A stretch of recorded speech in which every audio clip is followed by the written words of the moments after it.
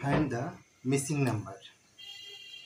Here 11 square minus 9 square, 11 square minus 9 square equal 121 square of 11 minus square of 9 is 81 equal 40.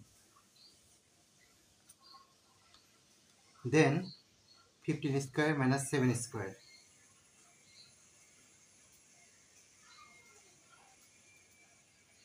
15 square equal 225 minus 7 square is 49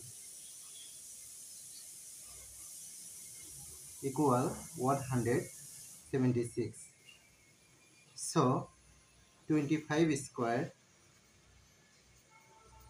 minus 21 square equal 625 minus 441 equal 184. That's our answer.